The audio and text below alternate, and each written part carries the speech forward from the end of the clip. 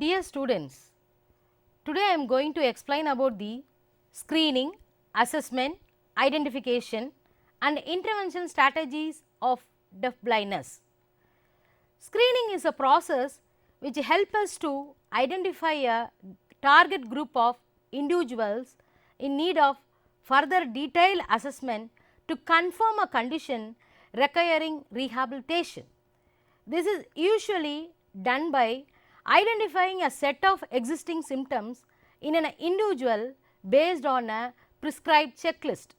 An individual should exhibit more than 50% of the symptoms in order to be identified for further assessment. What is the importance of screening and identification? Screening and identification is the foundation of any rehabilitation process. Screening and identification leads to further detailed assessment and a proper diagnosis of the individual's specific areas of need, that is medical, educational and psychosocial areas. They eventually leads to appropriate referral, which is again need based. Placement in an appropriate setting follows, which includes a rehabilitation program followed by evaluation, which completes the circle.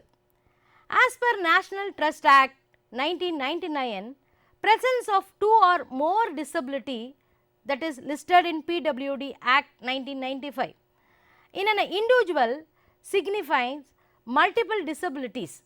In addition, given below is a checklist for identification of different disability. Presence of more than one disability identified in an individual through the checklist may be suspected for multiple disability and referral needs to be made for detailed assessment and programming. Let us discuss about the identification checklist for visual impairment.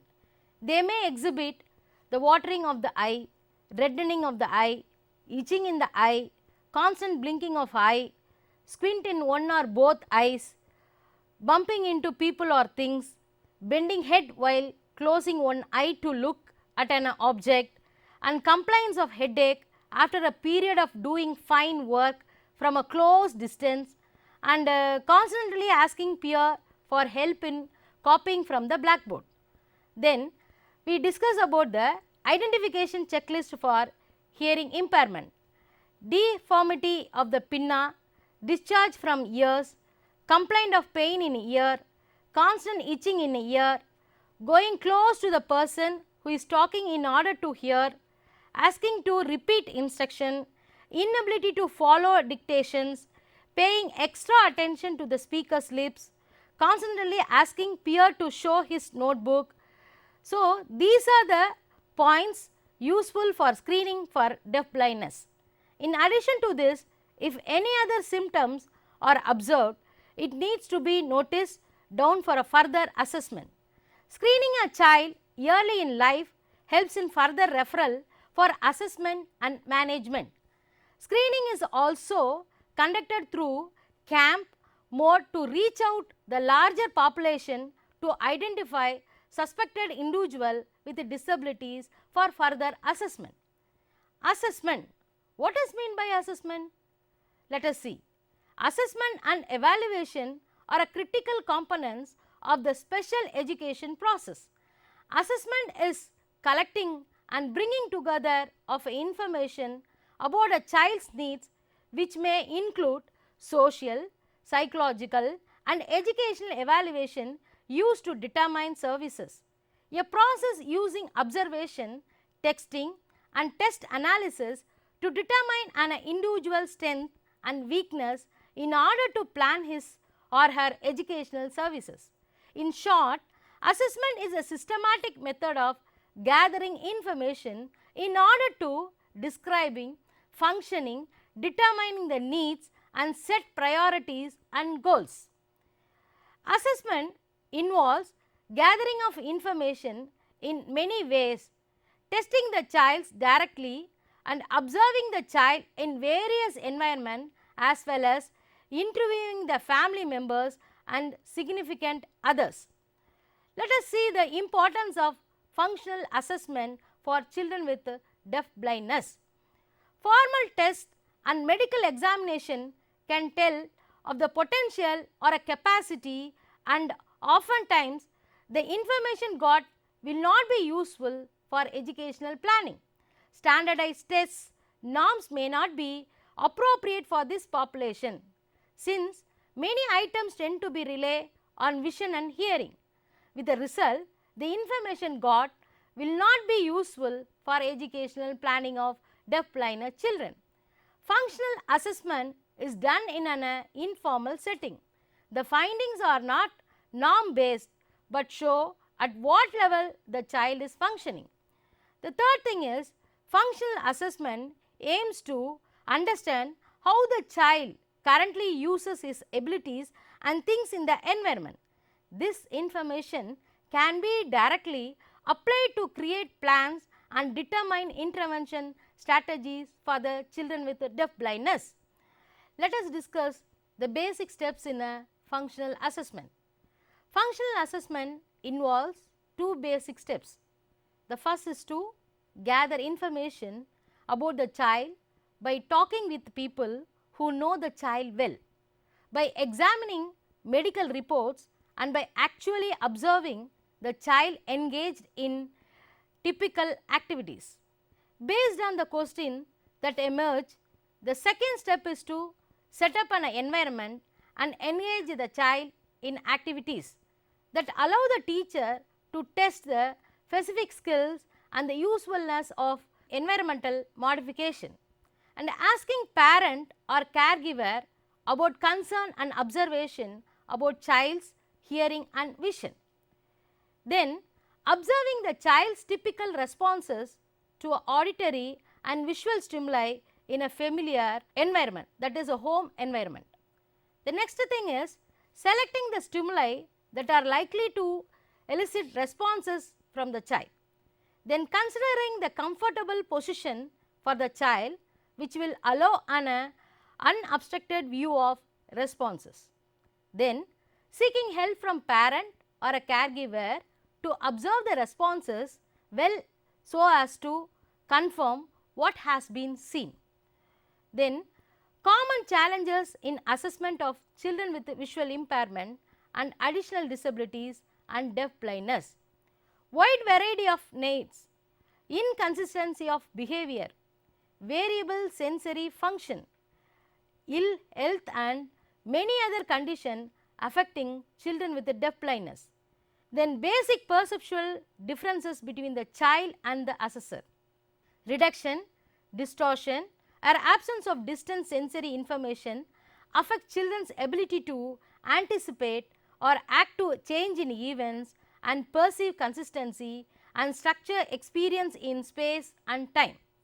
Then activities which do not form part of the child's typical routine, such as introducing people unfamiliar to the child, that may induce confusion and stress which cannot easily be overcome. So, attention span may be limited. The child may respond in different ways, making interpretation difficult. Medication may have an effect on the responses. So, now we discuss about the intervention strategies for students with deaf-blindness. The curriculum focus for a child with deaf-blindness should be on bonding and developing instruction and routines for expanding the frequency and functions of communication. The child will not learn about the object or action incidentally. He cannot tie together the fragmented input he receives without interpretation and instruction from others.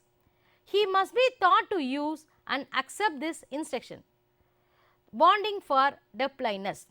A child who has a deaf-blindness also may have a problems experience two things: encountering the world without benefit of vision and hearing require a great deal of trust.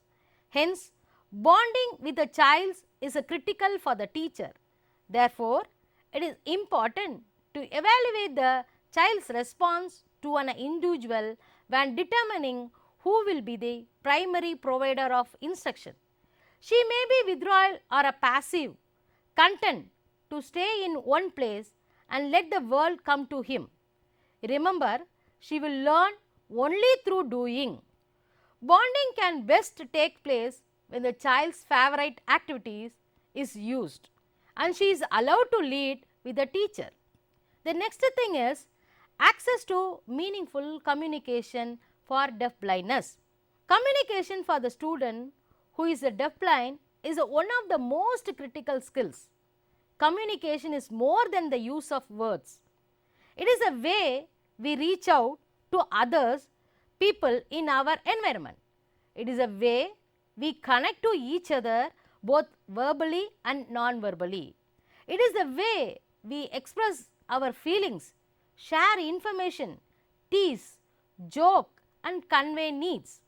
For the student who is deaf-blind or has a visual impairment with additional disabilities, it is important that she is given access to communication and allowed to be heard for what she has to say with the language, with the gesture, with the movements, with the voice, with the hands, with the eyes, with the silence. It was stated by Miles and Riggio. Educators must help all students communicate by providing appropriate motivation, keeping expectations high and letting those with a disability realize that what they have to say is valued. Developing a communication foundation for learning is a priority. Typically, communication is tactile in nature, using signals, objects, gestures and later on sign language or a tactile symbols or some combination of forms. Language is developed through the use of routines, calendar systems or discussion boxes. The use of print, pictures and demonstration will be of value to this child depending on her vision loss. The child may first need to be moved co-actively through an activity to know what is expected from her. After she understands what is expected, this support could be faded to avoid building prompt dependency. This child will require a great deal of individual support. Initially, this may need to be provided by the teaching staff. Although it may not be possible for her to have an individual instruction all day long, the teacher will have to work with the child individually for at least 2 hours a day. However, if good interaction and communication skills are molded for other students and an effort is made to draw them into a successful play situation together, they may be able to provide instructional support for some activities. The next component is safety. Safety is also of critical importance to this children with the deaf blindness. Not only must the environment be made safe for her, but she must feel safe in order to move around on her own. If she does not, she is unlikely to move in her environment, resist interaction with her environment and the people in it. Instruction and support from an orientation and mobility specialist is very important. She may need to help staff evaluate the environment for hazards and develop travel routes for the child to use. She may work directly with her orient her to that environment and provide training on travel techniques and travel equipments. The next component is functional age appropriate activities. A skill selected for instruction will have a naturally occurring purposes, that is doing a cooking activity in the kitchen at a school rather than in the classroom where she has her circle time activity, and it will be performed in natural settings.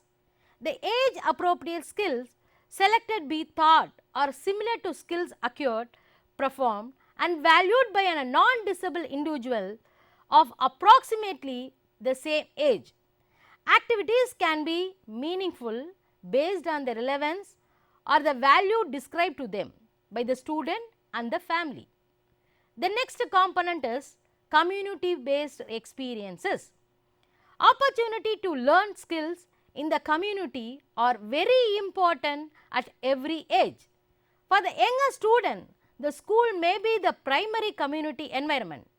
For a secondary age student, opportunity to work and socialize with non-disabled adults become increasingly important. Usually, they emphasizes on community-based instruction as a part of the school day curriculum increases as a student gets older.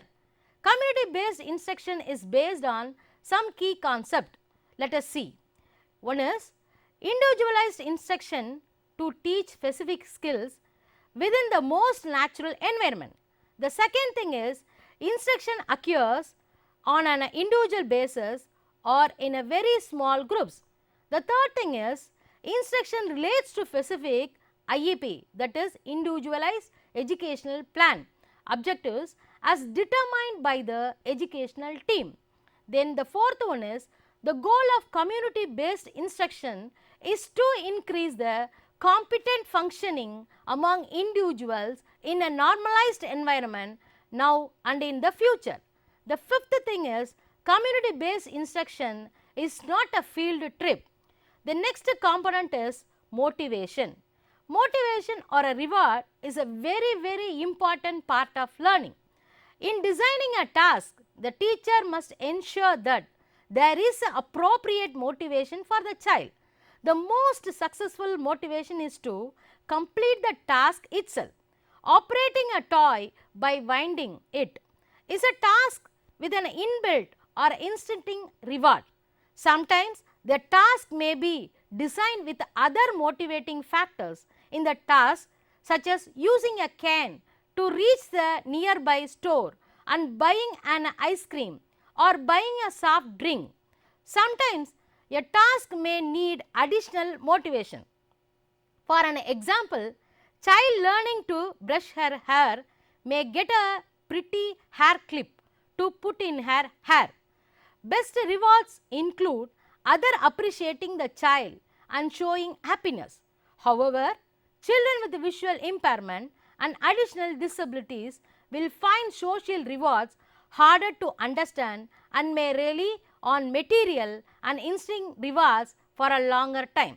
The next component is small steps for a deaf-blindness children.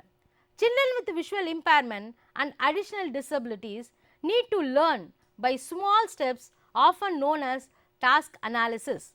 Although the child may be involved in complex routines such as getting ready for lunch, the teacher will need to find small achievable goals in the whole routine. Let us discuss the basic intervention strategies that can be used to ensure all-round development. Keep talking to the child about the people and object in his environment. Make him feel or smell the functional objects used with him through the day, that is spoon, comb, soap or socks. Second thing is take him along when you do things around the houses. For an example, soaking dirty clothes in a bucket, taking out his clothes from the cupboard, putting fruits and vegetables in the basket, taking down clothes from the clothesline, folding the clothes, making doughs for chapatis, and inform him about what you are doing and let him also touch or handle the object you are handling, that is keeping the child safety in mind. Remember, your face and your hand can be the most attractive visual stimulant for the child.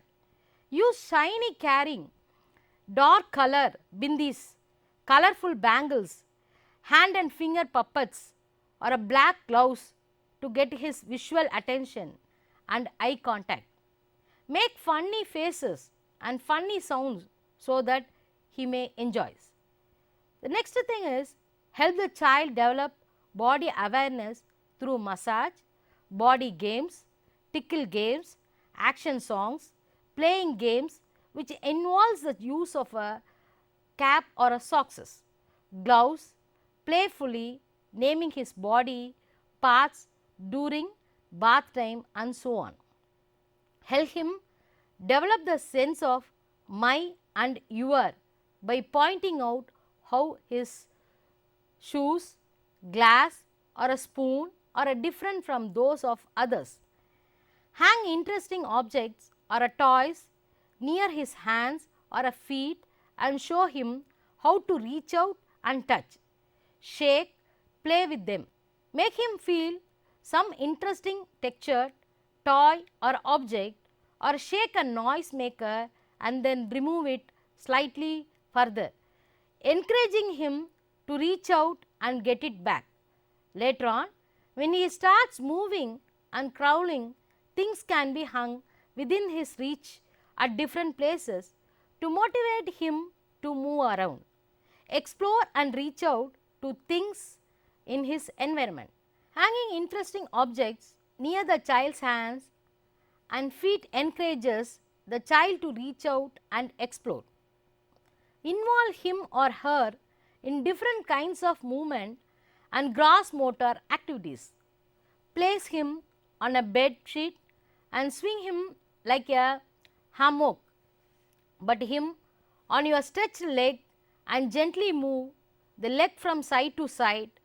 Hold him close or put him on your back like a pickle, ride and gently jump or run. When the children are slightly older, hold their hands and encourage them to jump or run. Place them on a small swing and so on. The next thing is help him develop concept of up and down, over and under, on and in front of or behind, and of other spatial positions through songs with the movements and games and routine activities which involves putting or looking for things in, out, on and under the baskets, containers, cupboard, bed and so on. Help him develop the sense of cause and effect. What leads to what?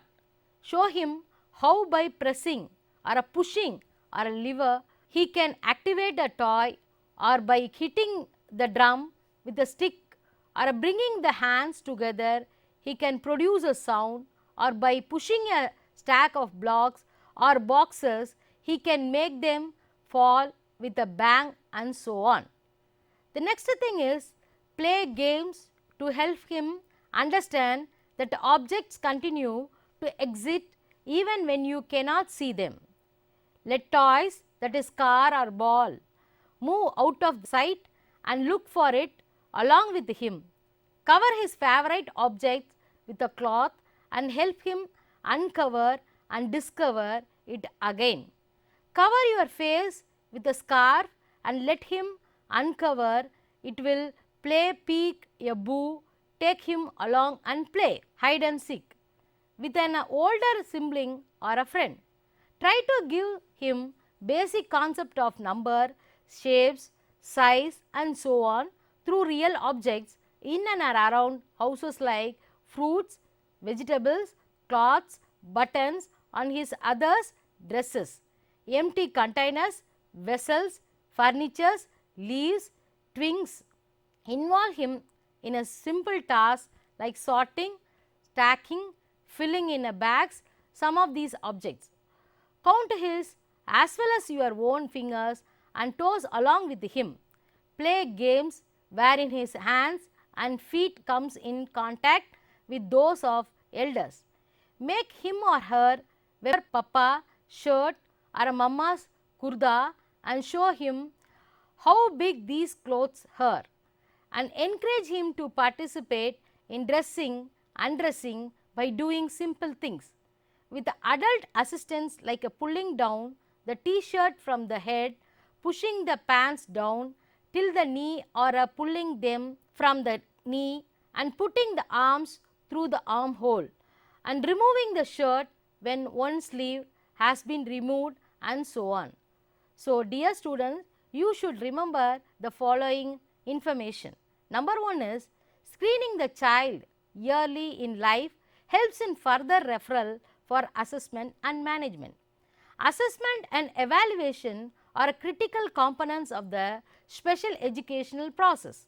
Assessment involves gathering of information in many ways, testing the child directly, observing the child in a various environment, as well as interviewing the family members and significant others. Involving the child in a daily activities performed at a home is very important for his learning. Real life experience are crucial to enable the child to learn concept. Assessment could be informal or clinical. I hope you understood the screening, assessment and identification and interventional strategies of deaf blindness. Thank you.